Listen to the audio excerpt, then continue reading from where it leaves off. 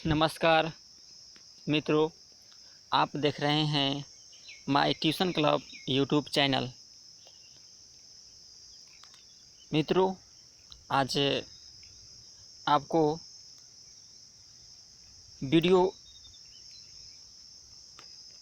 दिखाने जा रहा हूं, जो कि पार्ट 3 का वीडियो है, जो कि 8 क्लास का है।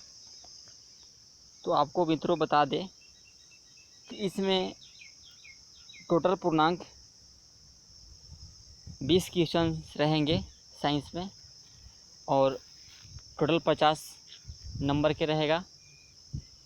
और प्रत्येक प्रश्न की जो अंक रहेगा वो 2.5 अंक का रहेगा, अर्थात एक सही पर आपको 2.5 अंक मिलेंगे। मित्रों, एग्ज़ाम में एक एक नंबर बहुत ही अच्छे मायने रखता है, इसलिए किसी भी क्वेश्चन को कमज़ोर नहीं समझना है, सभी क्वेश्चंस को ध्यानपूर्वक पढ़ते चलना है। तो चलिए स्टार्ट करते हैं।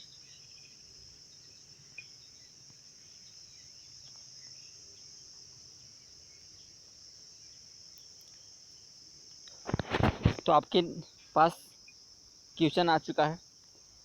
कह रहा है कि कोशिका में गुणसूत्र कहाँ पाए जाते हैं।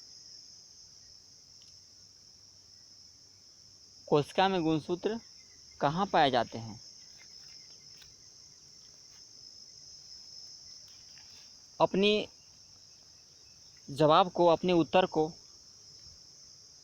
कमेंट बॉक्स में ज़रूर लिखिएगा, ताकि मुझे अच्छी तरह से पता चले कि आप कितना जानते हैं। अगर किसी को कहीं भी दिक्कत होगा तो मैं उसे अवश्य बताने का प्रयास करूँगा कमेंट के माध्यम से। तो इसका आंसर जो होगा केंद्रक। केंद्रक में जो है गुणसूत्र पाए जाते हैं। अगला प्रश्न देखते हैं।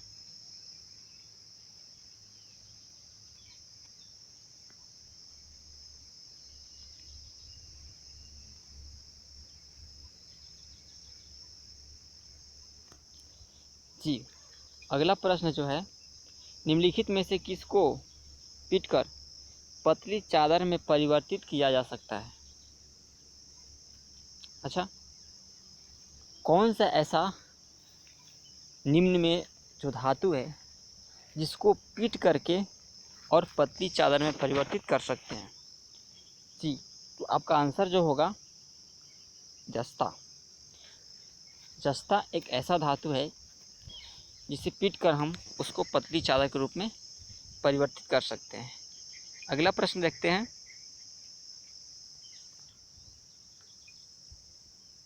ईस्ट का उपयोग किसके उत्पादन में होता है? नीचे 4 ऑप्शन दी गई है, आप इसका जवाब दें। जी, एल्कोहल, अर्थात एल्कोहल के उत्पादन में ईस्ट, जिसको हम लोग कवक बोलते हैं, उसका प्रयोग किया जाता है। अगला प्रश्न देखते हैं।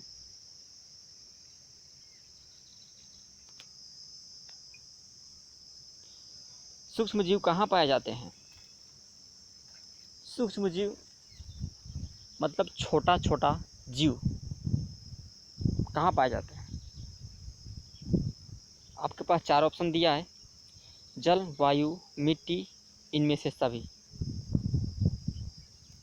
जी हाँ, यदि आप इनमें से सभी सोचे हैं तो आपका बिल्कुल जवाब सही है, इनमें से सभी।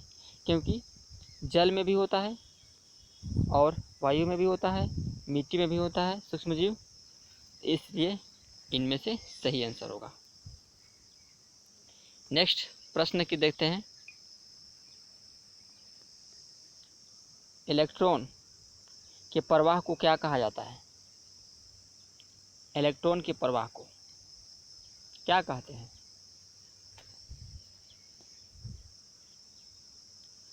जैसे ये है इसमें इलेक्ट्रॉन प्रवाह हो रहा है, इधर से इधर जा रहा है, इसको क्या कहेंगे? तो इसको हम लोग बोलते हैं विद्युत धारा, ठीक है, इलेक्ट्रिक करंट बोलते हैं। नेक्स्ट प्रश्न देखते हैं।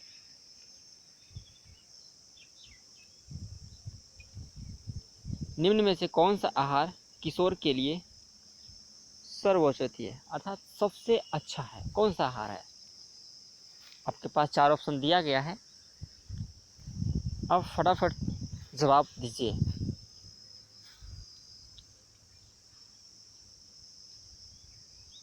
चिप्स, नूडल्स, कोक, रोटी दाल सब्जी, चावल, नूडल्स, बर्गर, रोटी चिप्स, लेमन पेय।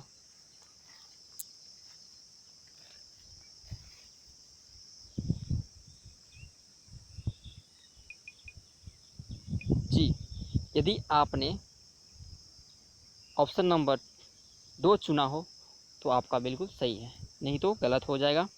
तो रोटी दाल सब्जी जो है आहार जो है किशोर के लिए सर्वोत्तम होता है। अगला प्रश्न देखते हैं।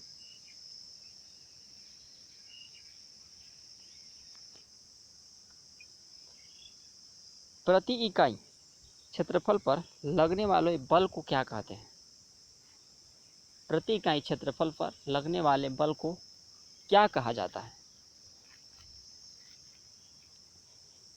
नीचे ऑप्शन दी गई है, आपको आंसर बताना है।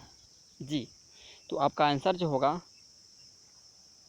दाब होगा, अर्थात प्रेशर कहते हैं।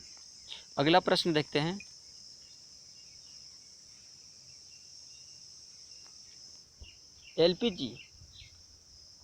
एलपीजी का जलन एक उदाहरण है। एलपीजी का जलना एक उदाहरण है।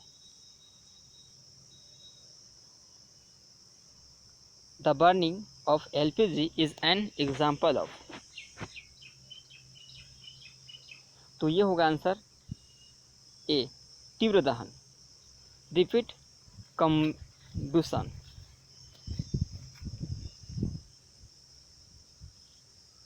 जब एलपीजी जलता है तो उसे तीव्र दहन कहते हैं। अगला प्रश्न देखते हैं।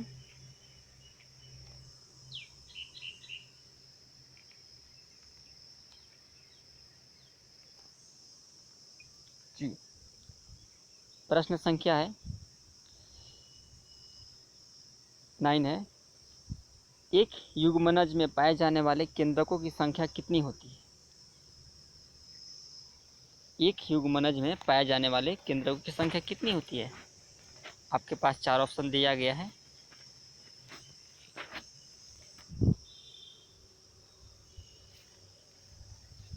जी, बहुत अच्छा, आप लोग बहुत अच्छा ध्यान देते हैं पढ़ाई पर। तो आप अगर 2 बताएं तो बिल्कुल सही है, अर्थात एक युग्मनज में 2 केंद्रक पाए जाते हैं। अगला प्रश्न देखते हैं, ये है 10 नंबर। सामान्य नेत्र के लिए स्पष्ट देखने की न्यूनतम दूरी क्या होती है? यानी जिस बंदा को कोई बीमारी न हो, आँख की समस्या न हो, तो वह देखने के लिए किसी वस्तु को कितने दूर पर देख सकता है स्पष्ट देखने के लिए? तो जी, आपका जो आंसर होगा, फटाफट दीजिए जवाब। तो आंसर जो होगा आपका 25 सेंटीमीटर, यानी 25 सेंटीमीटर। अगला प्रश्न देखते हैं।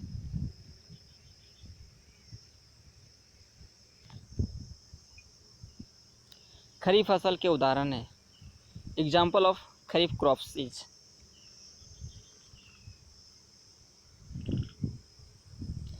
चार ऑप्शन दिया है, गेहूँ, चना, मटर, धान।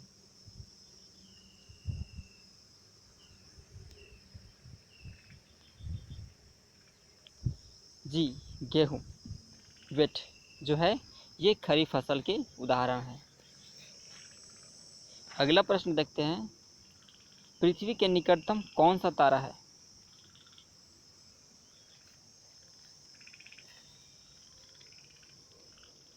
पृथ्वी के निकटतम कौन सा तारा है?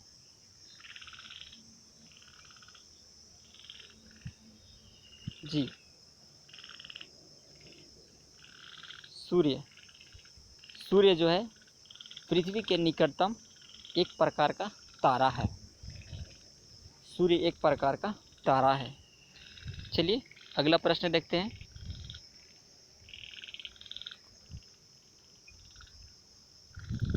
निम्नलिखित में कौन ग्रह नहीं है? ग्रह नहीं है।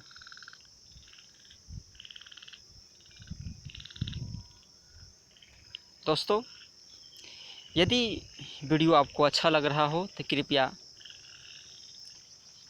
हमारे चैनल को लाइक ज़रूर कीजिएगा और अपने दोस्तों में भी शेयर कीजिएगा, ताकि इसी तरह से वीडियो उन लोग को भी मिलता रहे। साथ ही साथ हमारे चैनल को भी सब्सक्राइब कीजिएगा।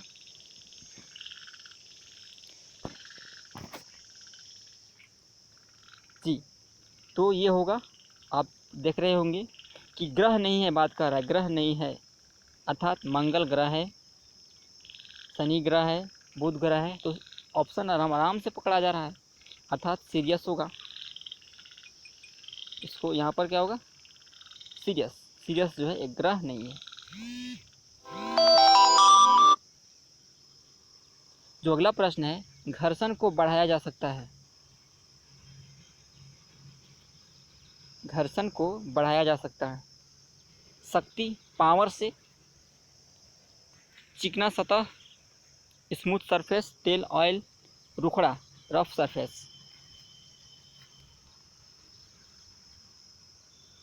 तो घर्षण को बढ़ाने के लिए आपको ऑयल को किसी सतह पर लगा करके और आप घर्षण को बढ़ा सकते हैं। अगला प्रश्न देखते हैं।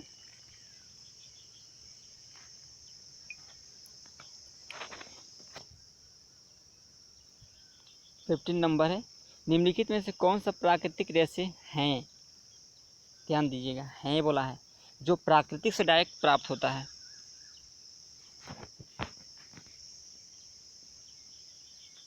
जी,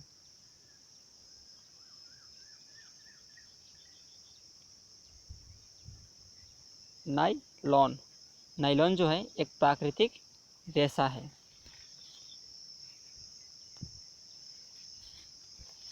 अगला प्रश्न देखते हैं।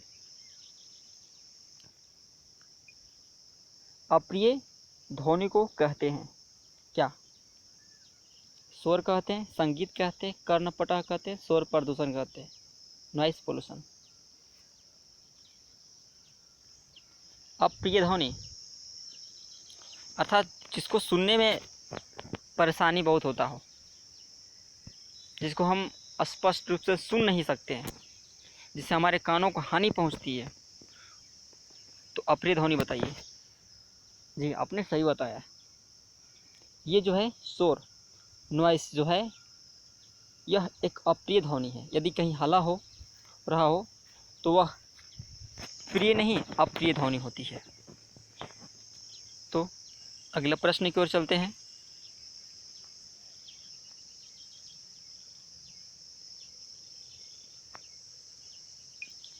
जी, निम्नलिखित में से किसे घर्षण द्वारा आसानी से आवेशित नहीं किया जा सकता है? घर्षण से आवेशित नहीं किया, घर्षण अर्थात कोई वस्तु है, यदि उस पर लगा करके घर्षण अगर हम उत्पन्न किसी वस्तु पर जल्दी कर देते हैं और किसी वस्तु पर जल्दी नहीं कर पाते हैं, तो ये आपको 4 ऑप्शन दिया गया है, आप उनमें से चुन करके बताइए हमको।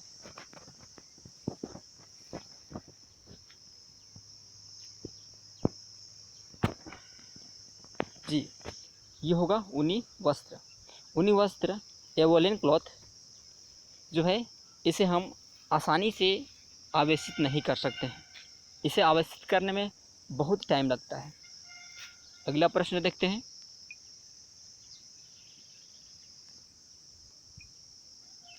हवा का मुख्य प्रदूषक गैस क्या कौन है? Which gas is the major pollution of air?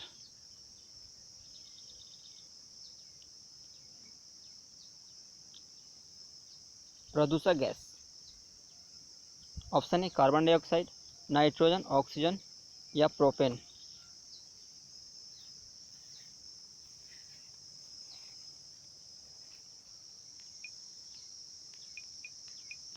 जी, फटाफट जवाब दीजिए। तो ये होगा आपका कार्बन मोनोऑक्साइड। जो कार्बन मोनोऑक्साइड जो है एक हवा का मुख्य प्रदूषक गैस है। बाकी ये तो नाइट्रोजन, ऑक्सीजन ये सब हमारे वायुमंडल में उपस्थित ही होता है। अगला प्रश्न जो है, भारत में राष्ट्रीय उद्यानों की कुल संख्या बताइए। भारत में राष्ट्रीय उद्यानों की कुल संख्या?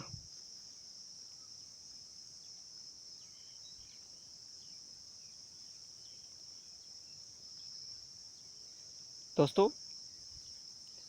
यदि वीडियो आपको अच्छा लगे तो हमारे इस माई ट्यूशन क्लब चैनल को ज़रूर सब्सक्राइब, शेयर एंड लाइक ज़रूर कीजिएगा।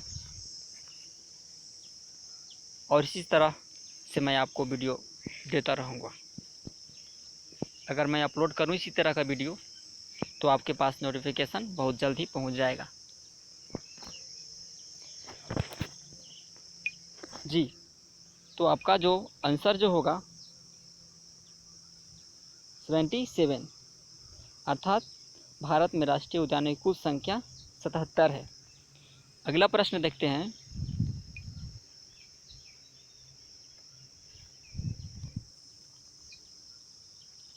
कौन प्राकृतिक संसाधन नहीं है? अर्थात प्राकृतिक संसाधन जो प्राकृतिक से प्राप्त नहीं हुआ हो। तो बहुत अच्छा सवाल है। जल, हवा, कपड़ा, मिट्टी।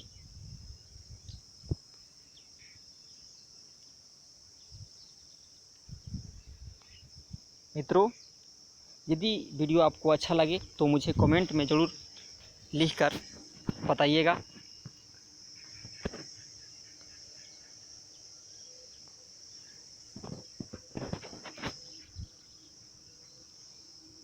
तो इसका जो आंसर होगा कपड़ा। कपड़ा जो है एक प्राकृतिक संसाधन नहीं है, इसे मनुष्य बनाता है। तो इस प्रकार से मैं आपको 20 क्वेश्चंस करवा चुका हूँ। यदि वीडियो आपको अच्छा लगे तो समझिए रहे हैं क्या कहना है। हमारे वीडियो को लाइक, शेयर, कमेंट ज़रूर कीजिएगा एंड सब्सक्राइब कीजिएगा।